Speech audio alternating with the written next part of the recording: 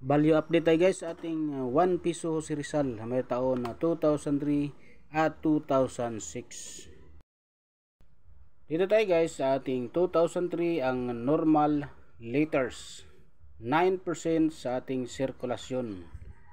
11 pesos ang good, 14 pesos ang very fine, 28 pesos ang extra fine, 28 pesos ang about uncirculated, 28 pesos din ang kanyang uncirculated condition.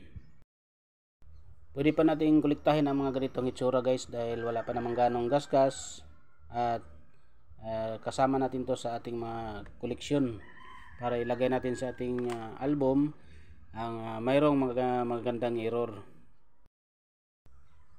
Maganda pa ito guys ang ating barya, ang 2003. At dito naman tayo guys sa frosted coins natin guys na 2003 ay mayroon lang siyang 0.9% sa sirkulasyon at may price na 11 pesos ang extra fine, 21 pesos naman ang kanyang about uncirculated. Itong ating coins guys ay ma-consider dito na error dahil dito sa kanyang pangalan na Jose Rizal dito ay hindi na ganong mabasa ang kanyang litra. So magkadikit-dikit na hindi na mabasa kaya nagiging error siya guys. So ito ay napakagandang collection din sa ating mga mahilig sa mga barya. Sa likuran naman ay maayos pa naman ang kanyang kondisyon.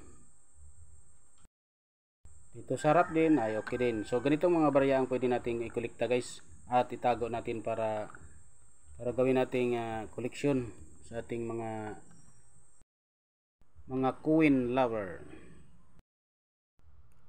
Dito naman tayo guys sa ating year 2006 na 1 piso. Ang bold letters ay mayroong price na 66 pesos sa very fine, 120 pesos extra fine, 220 pesos ang about uncirculated.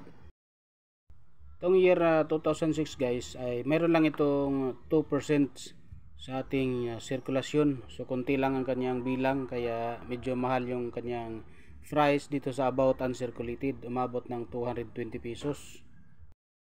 Ito naman sa likuran ay maganda pa naman. So parang frosted yata ito guys kasi medyo makintab parang salamin. Ganito dapat ang mga kolektahin natin guys, yung konti lang yung percentage kasi sa katagalan na tataas yung price niyan.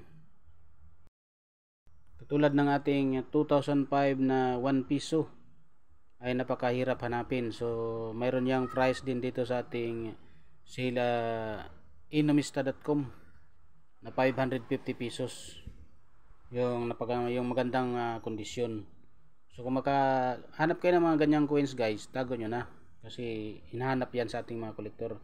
Patagal ng patagal, palaki ng palaki naman ang price sa ating mga barya na mahirap hanapin tulad ng 2005 at saka ito 2006. So huwag baliwalain natin guys ang mga baryang hinahanap ng mga kolektor natin guys. So yun guys, maraming salamat sa panonood guys at God bless sa ating lahat.